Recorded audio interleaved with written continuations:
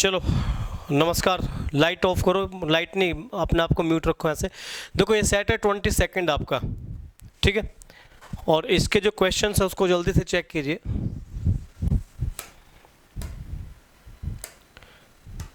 देखो पहला word check करो, वो कह रहा है रिसेप्टिकल। रिसेप्टिकल का मतलब क्या होता है, और इसका पूछ रहा है वो सिनोनिम। तो अगर तुम्हें इसका मीनिंग मालूम है तो सिनोनिम भी पता चल जाएगा। नितिका म्यूट रखो, वहां से साउंड डिस्टर्ब कर रहा है। बताइए नितिका, म्यूट करो, म्यूट।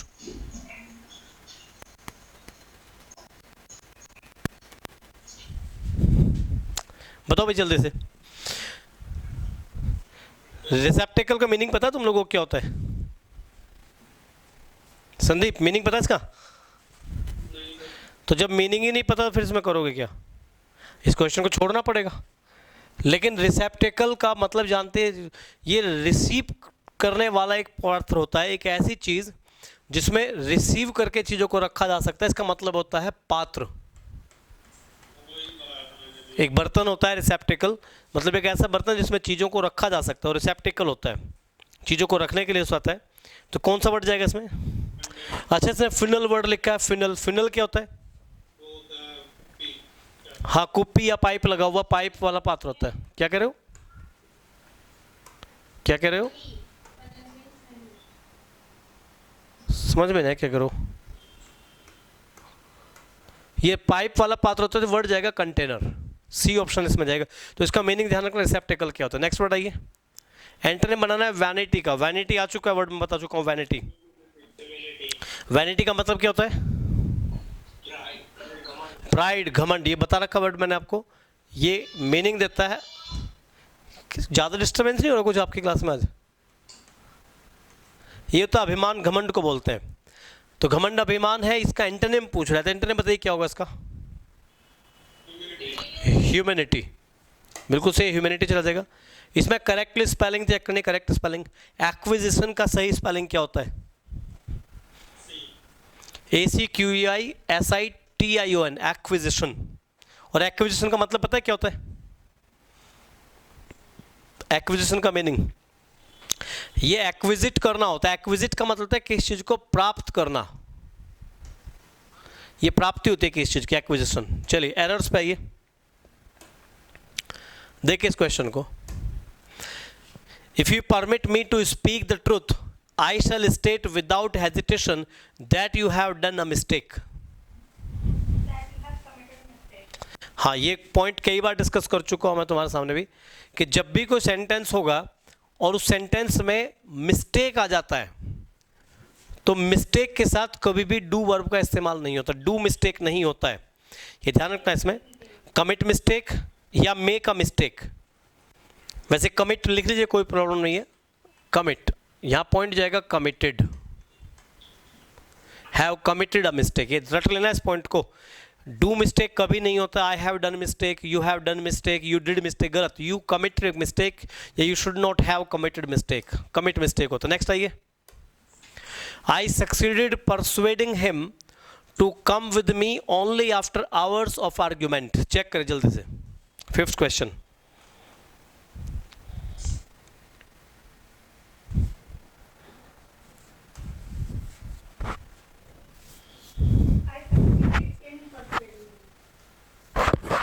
संदीप बताओ।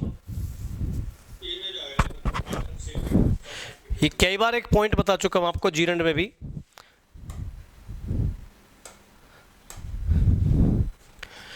जब जीरंड हम लोग पढ़े थे तो जीरंड में एक पॉइंट आता है। देखो जीरंड से क्वेश्चन बहुत बनते हैं एग्जाम्स के अंदर, ध्यान रखना। नॉन फाइनाइट से कुछ ऐसे वर्ड्स मिलते हैं जिनके बाद सेंटेंस में एक सटीक प्रीपोजिशन आता है और उसके बाद आईएनजी यूज होता है। तो आपको ये वर्ड्स इनके प्रीपोजिशंस याद करने पड़ेंगे। जैसे कुछ के साथ टू आता है, उसके बाद जीरंड बन जाएगा, जैसे addicted to, immune to, given to. ऐसे कुछ वर्ड्स हैं जैसे प्रोहिबिट। प्रोहिबिट के साथ क्या आता है? फ्रॉम। जैसे असिस्ट के साथ क्या आता है? Assist, assist in. हेजिटेट के साथ क्या आता है? Hesitate in. लुक फॉरवर्ड के साथ क्या आता है? लुक फॉरवर्ड टू, एडिक्टेड के साथ क्या आता है? Addicted to.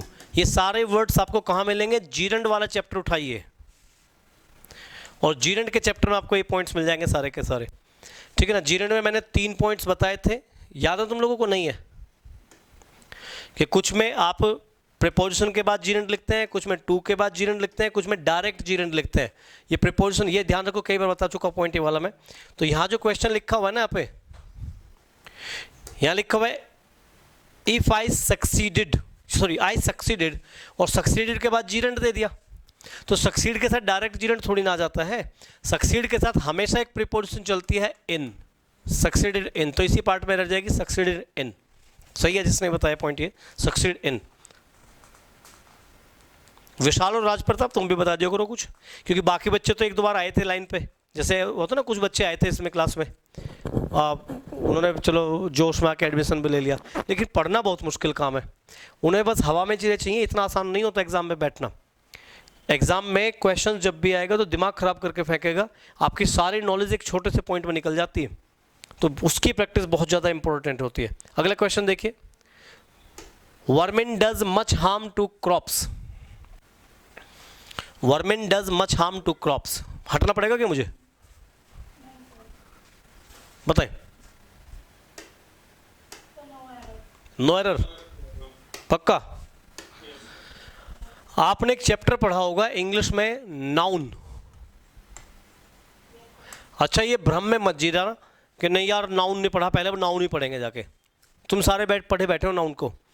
नाउन में एक कैटेगरी आई थी कि कुछ ऐसे वर्ड्स होते हैं या कुछ ऐसे नाउन होते हैं जिनमें कभी भी एस या ईएस का इस्तेमाल नहीं होता, फिर भी वो सारे के सारे प्लूरल होते हैं। जैसे कि कैटल था, फॉक था, पीपल था, याद है पॉइंट ये? इन्फेंट्री था, कैवलरी, पिजेंट्री, याद है पॉइंट ये? और उनमें ही एक वर्ड और था, कौन सा था? वर्मिन। अब ये कोई फरिश्ता तो आएगा नहीं तुम्हारे पास बैठ के एग्जाम में कि फरिश्ते तुम्हारे कंधे बैठेंगे वो तुम बताएंगे। हर बार ये वर्ड आते हैं, हर बार बताता हूँ, और क्या बताता हूँ, वर्मिन इंपॉर्टेंट है, वर्मिन इंपॉर्टेंट है। कैटल इंपॉर्टेंट नहीं रहा था, अब नहीं है। सबको पता है कैटल मैच नहीं आता, रट गया सबको ये, इसलिए उन्होंने कैटल देना ही बंद कर दिया, उन्होंने वर्ड दूसरे उठा लिए। और भी तो बहुत कुछ एग्जामिनर के पास, एक कैटल ही थोड़ी था कि जहाँ भी नाउन पूछना कैटल चला देगा वो, तो कैटल ही नहीं था उनके पास में, और भी वर्ड है वर्मिन। अब कैटल रटा पड़ा, इसको पढ़े नहीं है तो ये दिया नहीं है, इसको दे दिया, ये पढ़े नहीं थे, बस किस्सा खत्म इस क्वेश्चन का। तो यहाँ जो पॉइंट लिखा हुआ है, उसने कहा वर्मिन, तो वर्मिन जो होता है बगैर एस के आता है और ये हमेशा प्लूरल कंसीडर होगा, तो इसके साथ जो वर्ब आएगी वो प्लूरल आएगी, vermin do much harm, vermin do much harm. अगला क्वेश्चन है नेक्स्ट देखो, light is then sound, faster, more faster, lighter, sounder, क्या होगा? फास्टर, कॉमन वर्ड है, इजीली हो जाएगा, light is faster. 8th question देखो,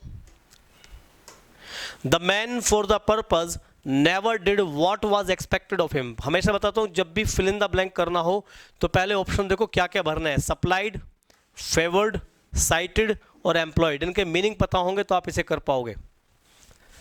सप्लाई पता है मीनिंग क्या होता है सप्लाई का? पूर्ति करना, आपूर्ति करना। फेवर्ड होता है फेवर लेना किसी का। एम्प्लॉय होता है जॉब देना। और साइट क्या होता है? साइट का मतलब होता है वर्णन करना।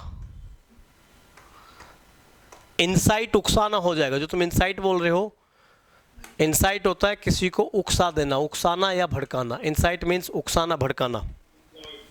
तो इसमें कौन सा वर्ड जाएगा? आदमी जो है purpose never did what was expected of him, बताइए कौन सा होगा इसमें?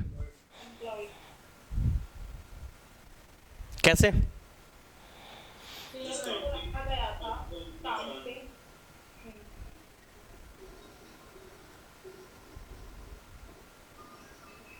इसमें क्वेश्चन छूट गया कोई सा?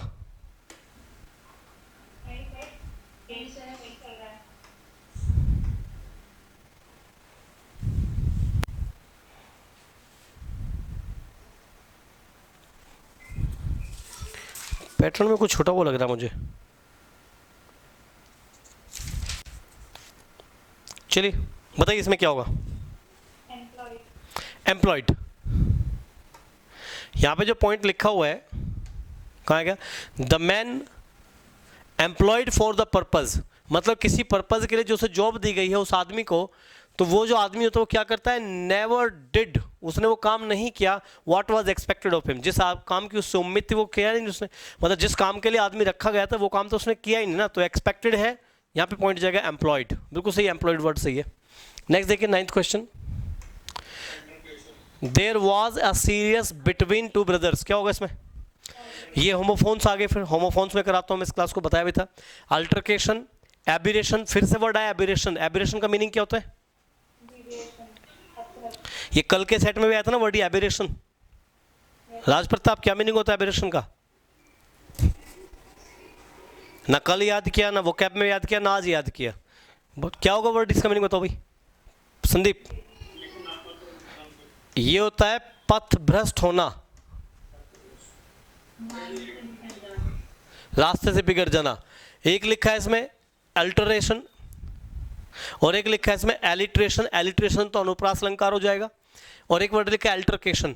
तो इसमें मीनिंग पता है इन सबके क्या क्या है, और सारों के मीनिंग बता सकते हैं, सारों के आपको हर वर्ड का मीनिंग बता रखा मैंने उसमें। अल्टरकेशन का मतलब होमोफोन्स में करा रखा है, यूट्यूब की क्लास में जाके देख लेना होमोफोन्स में। अल्टरकेशन, अल्टरकेशन का मतलब क्या होता है, झगड़ा, अल्टरकेशन झगड़ा होता है, और अल्टरेशन क्या होता है, चेंज, ये चीजों को बदल देना होता है, अल्टरेशन बदल देना होता है।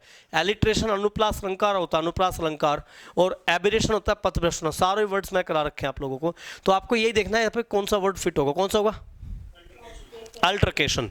अल्टरकेशन मतलब झगड़ा हो गया था दोनों में। चलो आगे देखिए, find the correct meaning of idiom, give oneself airs, give airs, हाँ गिव एयर्स। एयर्स को मैंने कल भी बताया था, यूट्यूब की क्लास में आया था पॉइंट वाला। एयर हवाबाजी को शो करता है, और गिव एयर होता है जब आप बिहेव करते हैं घमंड का, हवा में रहते हैं, कहते हैं ना हवा लग रही है इस आदमी के, तो गिव वन सेल्फ एयर, खुद को हवा लगाना। खुद को हवा लगाना मतलब आदमी को आदमी ना मानना, हवा में उड़ना, वो किसी को कुछ सुनता ही नहीं है, उसे बोलते हैं बिहेविंग एरोगेंटली, बेहुदगी से बिहेव करना। नेक्स्ट आइए, एट ए स्टोन्स थ्रो, ये भी आ चुका है क्लास में, क्या होता है, at a short distance, at a short distance. Next क्या, बॉर्न ऑफ कंटेंशन, ये भी आ चुका है। बॉर्न ऑफ कंटेंशन क्या होता है, कॉज ऑफ क्वेरल, झगड़े की जड़, झगड़े की जड़ को बोलते हैं। नेक्स्ट है फाइंड वन वर्ड सब्स्टिट्यूशन, बताइए। A person who has lost the protection of the law, एक कैसा आदमी,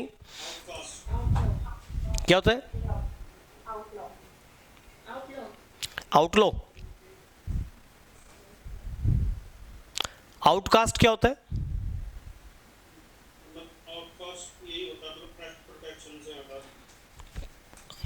और आउटलो क्या होता है, इमिग्रेंट क्या होता है, इमिग्रेंट, राज प्रताप इमिग्रेंट क्या होता है, राज प्रताप इमिग्रेंट क्या होता है,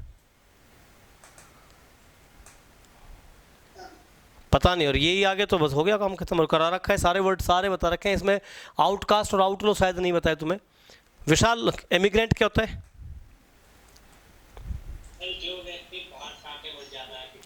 हाँ एक ऐसा आदमी जो विदेश से बाहर किसी दूसरे देश से आके आपके देश में आ गया, वो इमिग्रेंट होता है।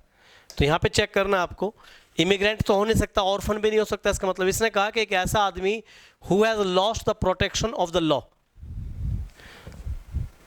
मतलब क्या इस बात का, जिसे कानून से कोई संरक्षण नहीं मिल रहा है। जैसे लिव इन रिलेशनशिप पे कोर्ट कोई संरक्षण नहीं देती है, ध्यान रखना इस चीज को। लिव इन रिलेशनशिप कानूनन प्रतिबंधित नहीं है, कानूनन आप रह सकते हैं लिव इन में, बिना शादी के हस्बैंड वाइफ की तरह रह सकते हैं, लेकिन अगर तुम्हारे पेरेंट्स तुम्हें पीटने के लिए आ गए, तुम कहो जी हमें संरक्षण दो, तो लिव इन पे कोई भी संरक्षण नहीं है कोर्ट की तरफ से, ठीक है ना। तो लिव इन पे वो ये था, जो चीज लॉ से बाहर है, वर्ड होता है आउट लॉ, आउटलॉ। आउटकास्ट नहीं, आउटकास्ट होता है बाहर फेंक देना किसी को, आउटकास्ट कि सुनना ना उसके आदमी की वजह से समाज से बाहर निकाल देते हैं, लेकिन आउटलॉ होता है कानून से बाहर हो जाता है। नेक्स्ट देखिए, falsification of the documents, falsification of documents, forgery. Laminating आपको पता होगा, उसके ऊपर लेयर चढ़ा देते हैं. कॉपी और जीरोक्सिंग, ये तो दोनों कॉपिंग होती है. जीरोक्स और कॉपी एक ही मतलब होता है. लैमिनेशन आपने सुना ही होगा. नेक्स्ट आइए, टू मेक अटॉनमेंट. अटॉनमेंट का मीनिंग क्या होता है? पश्चाताप. To make atonement for one sins, जब अपने अपराधों के लिए आप पश्चाताप करते हैं, तो बताइए कौन सा वर्ड होगा? बताइए. रेमोन्स्ट्रेट. एक्सपिएट क्या होता है? क्या करना? हाँ, एक्सपायट होता है. एक्सपायट का मतलब होता है निकल जाना. और रिनाउंस होता है त्याग देना. रिकांट, इसका मतलब मुझे पता नहीं क्या रिकांट क्या होता है. और रेमोन्स्ट्रेट क्या होता है? रेमोन्स्ट्रेट, रेमोन्स्ट्रेशन, ये होता है डांटना, फटकारना. और एक्सपिएट होता है जब आप किसी चीज़ से बच जाते, मतलब निकल जाते हैं, किसी चीज़ से निकलने की कोशिश करते हैं. और निकलने का मतलब यही है कि आपने अपराध किए और उन अपराधों का पश्चाताप करते हैं, आप उससे बाहर निकलना चाहते हैं, वो होता है एक्सपिएट. एक्सपिएट वर्ड जाएगा इसमें. रिनाउंस त्याग देना होता है, एक्सपिएट वर्ड जाएगा. नेक्स्ट आइए, द बॉयज. इंप्रूवमेंट पूछा, absented themselves from 2 days, for 2 days. The boys absented themselves for 2 days.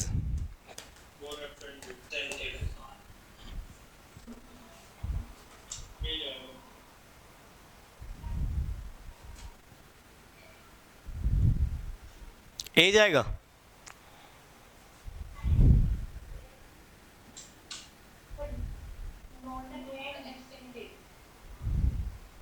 क्या करो?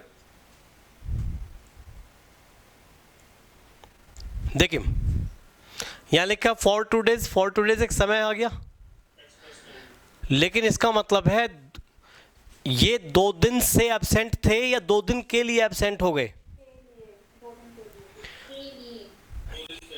ये पॉइंट समझो. इसने कहा कि द बॉयज एब्सेंटेड देमसेल्व्स.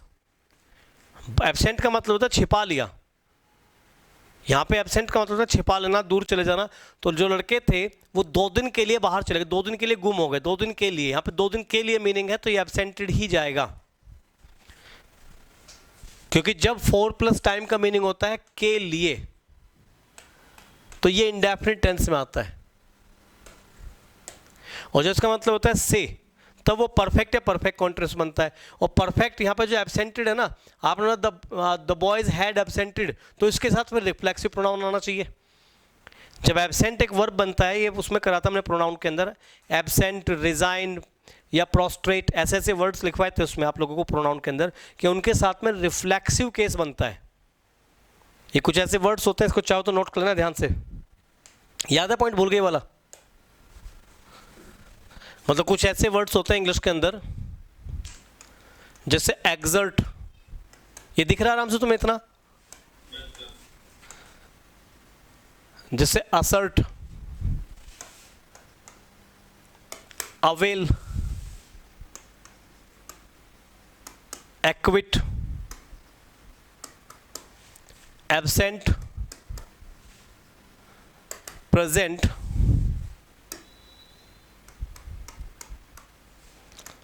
रिजाइन,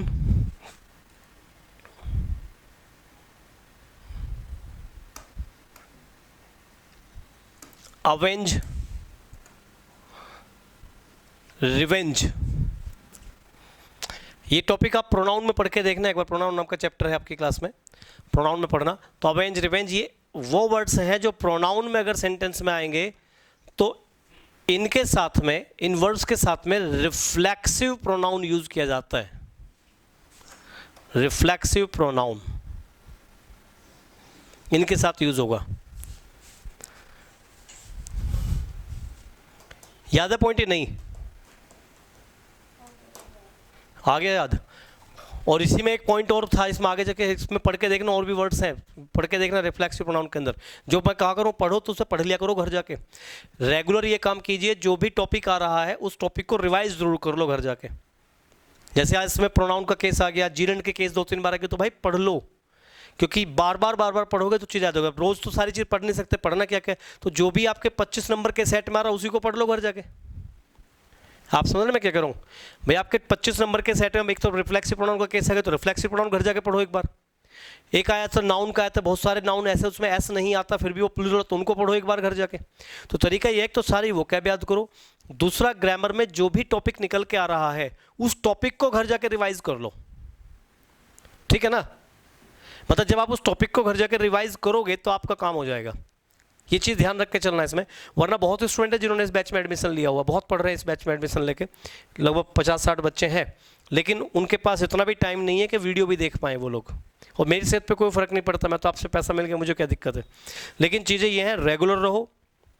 बहुत स्टूडेंट तो आके इसलिए क्लास में नहीं आते कि यार कहीं ना बताना ना पड़ जाए, वो पता नहीं तैयारी किस लिए कर रहे हैं।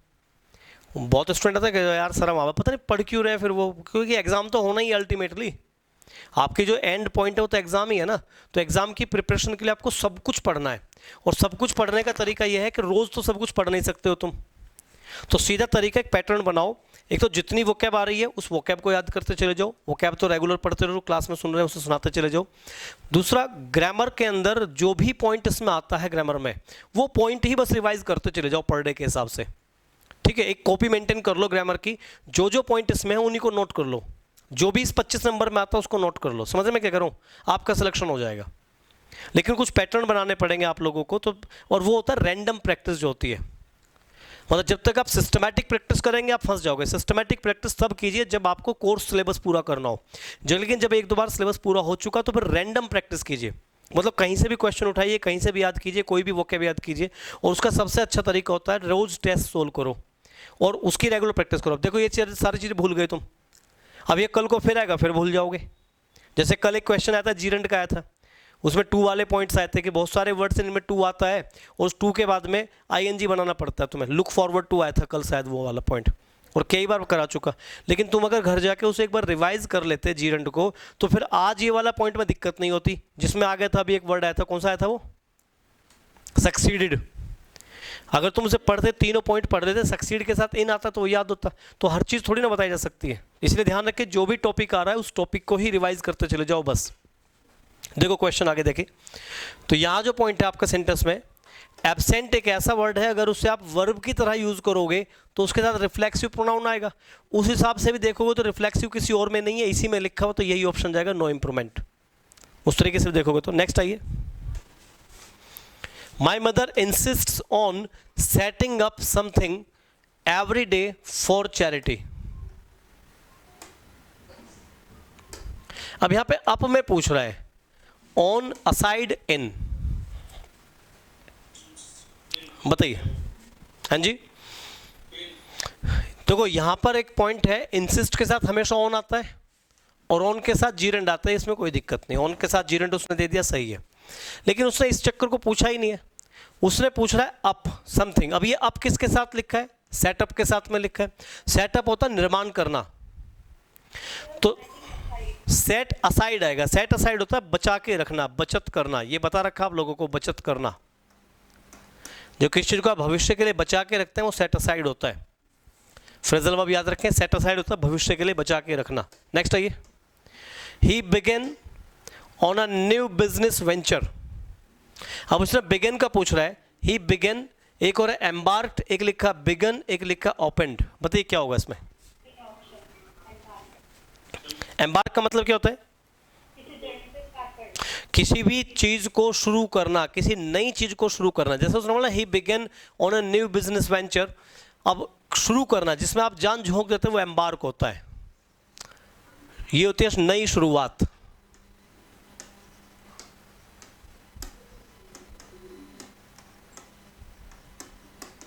एम्बार्क का मतलब ध्यान रखें, नई शुरुआत को एम्बार्क बोलते हैं। एम्बार्क, जैसे कुत्ता भौंकना शुरू करता है वो एम्बार्क होता है। आपने सुना होगा ना, नया नया मुल्ला अल्लाह ही अल्लाह, वो एम्बार्कमेंट होता है कि जो आपको नया करता है उसमें उसी में रम जाता है, उसमें बड़ा इंटरेस्ट लेते हैं, उससे बोलते हैं आई हैव टू से देम द ट्रुथ। हाँ, तो से के साथ तो टू आना चाहिए था ना यहाँ पे, से टू, तो यहाँ पर से नहीं आएगा, टेल आएगा। स्पीक के साथ भी प्रीपोजिशन चलता है, स्पीक विद होता है, स्पीक विद होगा, तो टेल के साथ डायरेक्ट ऑब्जेक्ट आ जाएगा, तो ये टेल ही जाएगा। स्पीक टू भी चलता है, speak to speak with, same meaning होता है।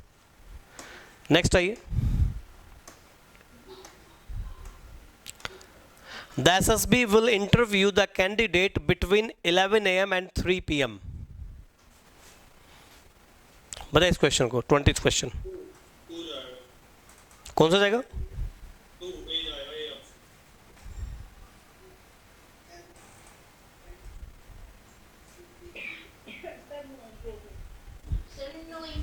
क्यों? देखो बिटवीन के साथ, ये पॉइंट मैंने बता रखा है, इसको फिर से ध्यान रखो तुम लोग। अगर फ्रॉम है तो फ्रॉम के साथ चलता है टू, लेकिन अगर बिटवीन है तो बिटवीन के साथ क्या चलता है? And. From to, between, and, ये ध्यान रख के चलेगा इसमें। इसको पढ़ के देखना, प्रीपोजिशन का पॉइंट होता है। और ये दोनों चीज़ें टाइम के लिए भी चलती हैं और ये दोनों चीज़ें प्लेस के लिए भी चलती हैं। ये प्लेस और टाइम दोनों के लिए आता है। जैसे फ्रॉम दिल्ली एंड पुणे, ये गलत हो जाएगा। फ्रॉम बोले हैं ना तो एंड नहीं आएगा, टू आएगा। From Delhi to Pune. कर लेंगे इस पॉइंट को आप लोग? तो ध्यान रखना इस पॉइंट में, यहाँ पर यहाँ जो सेंटेंस लिखा हुआ है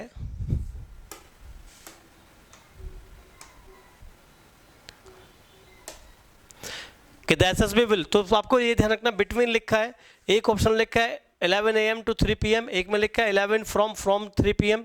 जब फ्रॉम, बिटवीन फ्रॉम कुछ नहीं होता, तो बिटवीन बाय कुछ नहीं होता, बिटवीन टू कुछ नहीं होता, बिटवीन एंड होगा। नो इंप्रूवमेंट जाएगा क्वेश्चन ये वाला। नेक्स्ट है पैराग्राफ है आपके पास में, पैसेज है। पैसेज पढ़ने से पहले जरूरी क्या है कि आप उसके क्वेश्चंस को एक बार ध्यान दें। चलिए पहला क्वेश्चन देखिए क्या है। ये कह रहा है what did the man do in his spare time. अब कुछ क्वेश्चंस होते हैं जो सोशल लाइफ के हिसाब से हो जाएंगे, कुछ क्वेश्चंस होते हैं जो सोसाइटी के हिसाब से नहीं होंगे, उसके लिए पैराग्राफ ही पढ़ना पड़ेगा। अब इसमें पर्टिकुलर एक आदमी की बात चल रही है। अगर देखो इंसानों की बात चल रही होती कि लोग अपने फ्री टाइम में क्या करते हैं, तो फिर आप कॉमन सेंस से उसका अंदाज़ा लगा सकते थे। लेकिन यहाँ पे जो क्वेश्चन बन रहा है, ये पर्टिकुलर एक आदमी के बारे में पूछ रहा है, उसने क्या किया। तो उसने क्या किया तो उसे पता होगा ना। फ्री टाइम में आदमी क्या करता है? टीवी देखता है, मोबाइल फ़ोन में चैटिंग करता है, या कहीं पिकनिक पर घूमने के लिए, तो कॉमन सेंस की बात है। तो ये क्वेश्चन कॉमन सेंस का नहीं है, क्वेश्चन इंडिविजुअल के ऊपर है। तो एक ऐसा पैराग्राफ जो इंडिविजुअल के ऊपर हो, उसके लिए आपको कोशिश करो पैराग्राफ पढ़ो। जो भी पैराग्राफ इस इंडिविजुअल के ऊपर है, लेकिन फिर भी दूसरे क्वेश्चन से अंदाज़ा लगाइए और इसके ऑप्शन से भी हेल्प लीजिए। हो सकता है अगले ऑप्शन में यहाँ से कुछ ना कुछ निकल के मिल जाए। मेड स्टोन टूल्स, उसने पत्थर के औजार बनाए। मेड हुज एंड पॉट्स, उसने बर्तन बनाए। वीव क्लॉथ, कपड़े बुने, या सारे के सारे काम किए। अब यहाँ पे सोचो, यहाँ जो ऑप्शन बन रहे हैं ना, पॉट्स बर्तन बनाने वाला काम चल रहा है, पत्थरों से औजार बनाने वाला काम चल रहा है, कपड़े बुनने वाला काम चल रहा है।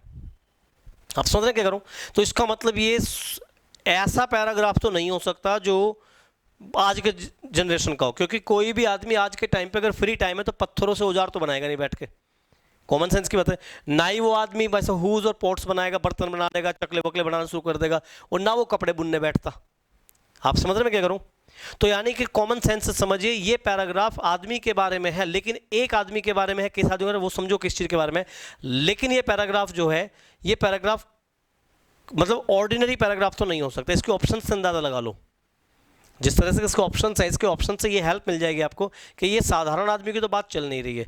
तो सोचिए, पत्थरों के औजार बनाना, बर्तन बनाना, लकड़ी वकड़ी के बर्तन बनाना, मिट्टी के बर्तन बनाना, कपड़े बुनना, ये कब के लोगों की बात चल रही हो सकती है स्पेयर टाइम्स में? कौन सा ऑप्शन हो सकता है आपके हिसाब से बिना पैराग्राफ पढ़े? इसके हिसाब से कौन सा ऑप्शन हो सकता है? आपका अंदाजा लगाइए। मेरे हिसाब से तो सारे ही काम पुराने जमाने के लोगों ने करे थे। उन्होंने पत्थरों के औजार भी बनाए थे, उन्होंने बर्तन भी बनाए थे, उन्होंने कपड़े भी बुनने शुरू किए थे। अब एक बार पढ़ के देखेंगे इसको, जो भी पॉइंट है आगे देखना। अगला क्वेश्चन देखो, यहाँ कपड़े बुनने, बर्तन बनाने और पत्थरों से औजार बनाने, वो उसके बात है। In the passage division of labour means, division of labour जो होती है उसका मतलब क्या है?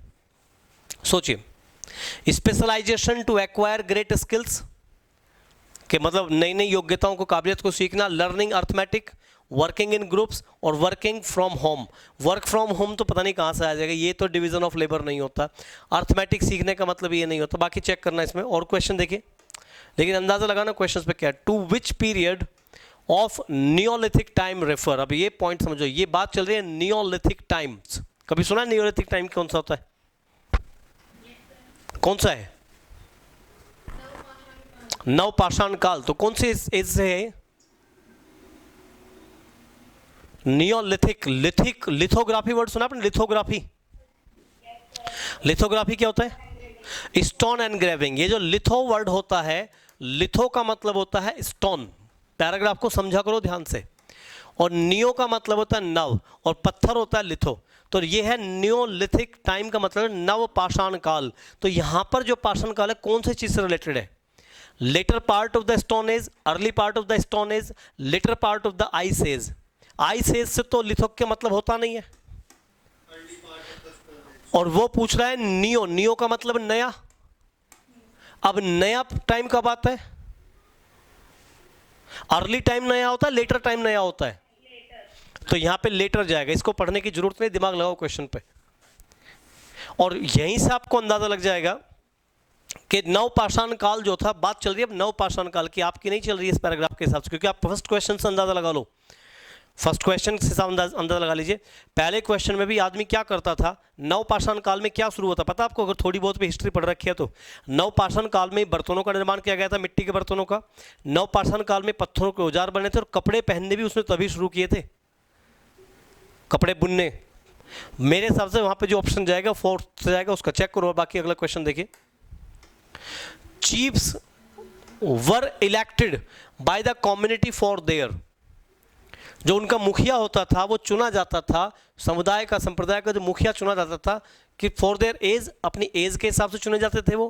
क्वालिटीज ऑफ लीडरशिप चुने जाते, responsibilities and courage and trust and loyalty. आप सोचो, अभी से अपने हिसाब से मत सोचिए, ये जंगली कबीलों के हिसाब से सोचिए। जंगली कबीले में जो अपने मुखिया चुने जाते हैं वो किस वजह से चुने जाते हैं बताइए? है जी, responsibility and courage, trust and loyalty, age के हिसाब से। बूढ़ों को तो पीट के फेंक देते थे वो। चलो, तुम्हें तो पैराग्राफ पढ़ने पड़ेगा। समझो तुमने नवपाषाण काल नहीं सुना है। नवपाषाण काल में लीडर्स चुने जाने लगे थे, पढ़ना कभी हिस्ट्री को जाके। और लीडर्स वही चुने जाते थे जो मुखिया, जो अपने समुदाय को लीड कर सकें। बाकी देखना sir, the meaning of privilege. Privilege का मीनिंग क्या होता है बताइए? बेनिफिट। प्रिविलेज का मतलब होता है लाभ। अब अपने पैराग्राफ को एक बार पढ़ के देखो, क्वेश्चन आप समझ गए होंगे इसके क्या क्या है।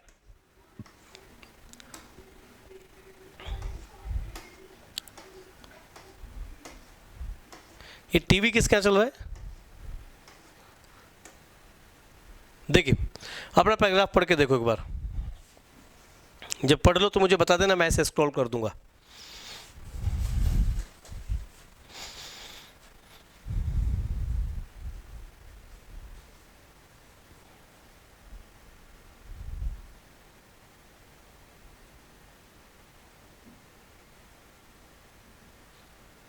पहला क्वेश्चन तो मिल गया होगा ना आपको?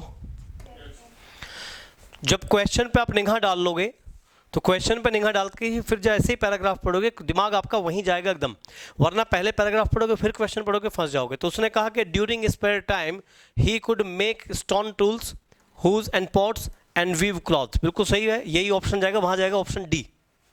ठीक है, आगे पढ़ के देख लो क्या है इसमें।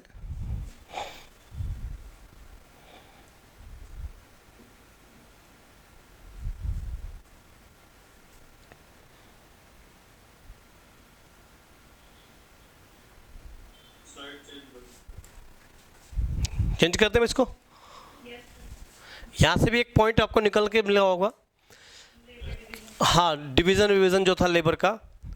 और उसने कहा था the division of labour made it possible for the various. देखो, अलग अलग आदमी अलग अलग काम करता था ना उसमें, ठीक है ना। Group to specialise, that is to acquire greater skill and learn better techniques in doing one kind of work. तो यहाँ पे समझ गए ना, उसमें बार बार जो लेबर वाला वर्क था वो क्या जाएगा, उसमें स्किल से रिलेटेड जाएगा। बाकी आगे देखेंगे और क्या पॉइंट है उसमें, चेक करो।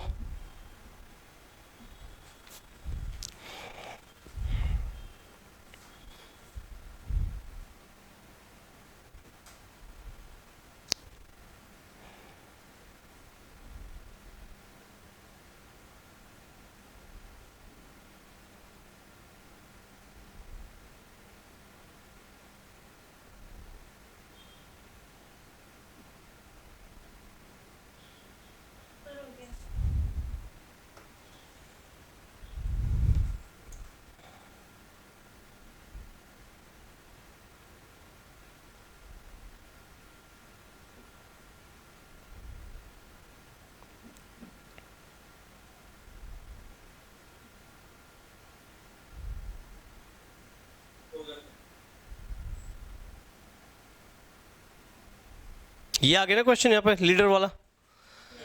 हाँ, दे आर जो भी है chief elected community for their qualities of leadership. देखो जब आप क्वेश्चन पढ़ चुके होगे तो आपका पॉइंट माइंड जो काम करेगा ना वही काम करेगा कि ऑप्शन ढूंढना कहाँ है, आपका क्वेश्चन है कहाँ, तो क्वेश्चन पे हिट हो जाएगा। आगे देखना,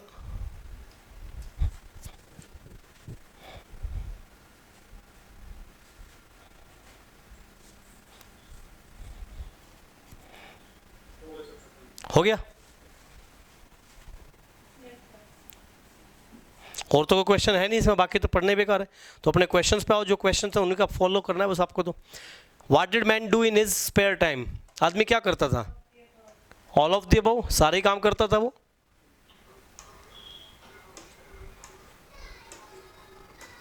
अबे क्वेश्चंस कहाँ गए इसके,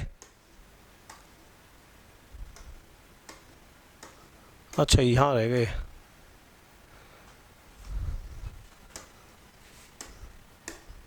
देखिए, इन the passage division of labour means, मतलब क्या डिवीजन ऑफ लेबर का बताइए,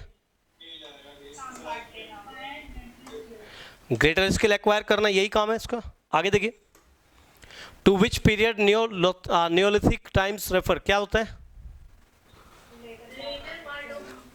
भाई, नियो का मतलब तो बाद में आया ना, नया, नई चीज हमेशा बाद में आती है, ये समझो। जैसे क्लासिकल नियो क्लासिकल, क्लासिकल पहले था, नियो क्लासिकल बाद में आया था, तो ये अर्ली कहाँ से आ गया, तो कॉमन सेंस का क्वेश्चन है, लेटर वाला जाएगा, अर्ली वाला तो नियो हो ही नहीं सकता ना कभी भी। और देखिए ये चीफ वाला क्वेश्चन क्या जाएगा, qualities and leadership, qualities and leadership से जाएगा। और प्रिविलेज का मतलब क्या है, बेनिफिट। तो आपको करना क्या है, इसमें जो ग्रामर के पॉइंट्स मिले उनको समझो। एक तो जीरेंट के क्वेश्चन इसमें आए हैं, रिफ्लेक्सिव प्रोनाउन के आए हैं, एक आपके नाउन का 1-2 क्वेश्चन है इसके साथ में, ठीक है ना। एक प्रीपोजिशनल फैक्ट है, प्रीपोजिशनल तो आपको पढ़ना है। तो जो क्वेश्चन इसमें आए उन क्वेश्चंस को आप एग्जैक्टली याद करना स्टार्ट कर दीजिए। कर लेंगे इस पॉइंट को, सेट 21 में चेक कर लूँगा, अगर अपलोड नहीं हुआ होगा तो उसकी PDF, चलो मैं चेक कर लूँगा, ठीक है ना। अब मिलते हैं कल, थैंक यू भाई सभी को।